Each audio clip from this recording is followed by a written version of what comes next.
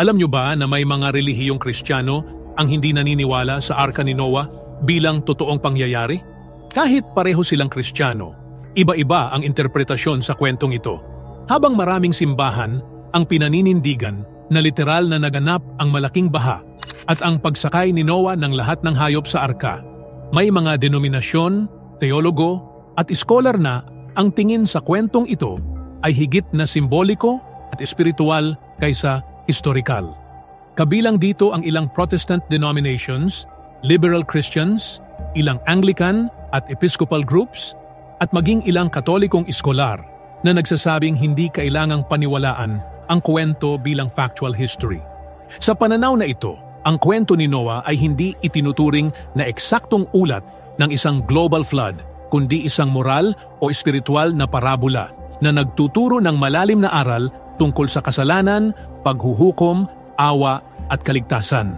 Para sa kanila, ang mensahe ang mahalaga, hindi ang mechanics ng kung paano naisakay ang libu-libong species ng hayop sa isang malaking barko.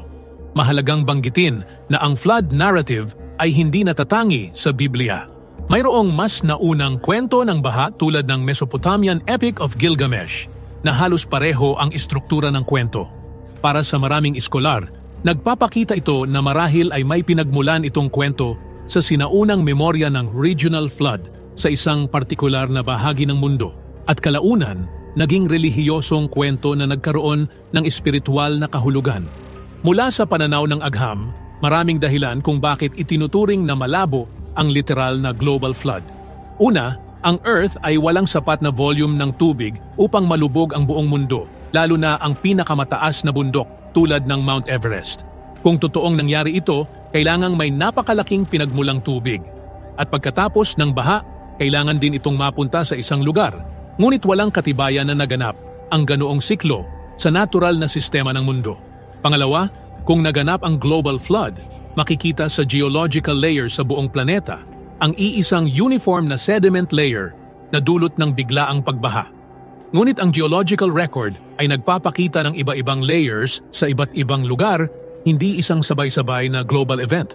Pangatlo, mula sa biological standpoint, mahirap ipaliwanag ang logistical at scientific feasibility ng pagsakay ng milyon-milyong species sa isang barko. Paano nakarating sa gitnang silangan ang mga hayop mula sa Australia, Antarctica, South America at iba pa? At kung dalawang hayop lamang kada species ang isinakay, kulang ang genetic diversity upang mabuo muli ang populasyon ng mga ito sa ilang libong taon lamang.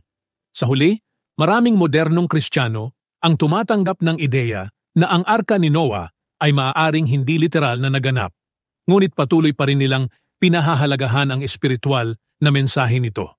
Para sa kanila, ang pananampalataya ay hindi kailangang kumontra sa siyensya, kundi maaaring umiral kasama nito. Maaari nating unawain ang Biblia bilang aklat na puno ng karunungan at simbolismo, hindi laging bilang aklat ng eksaktong kasaysayan. Sa ganitong pananaw, bumubukas ang mas malawak na paraan ng pag-iisip na ang layunin ng kwento ay hindi patunayan ang isang global na sakuna, kundi ipakita ang ugnayan ng Diyos at sangkatauhan at magbigay ng aral na may halaga sa moralidad at pananampalataya.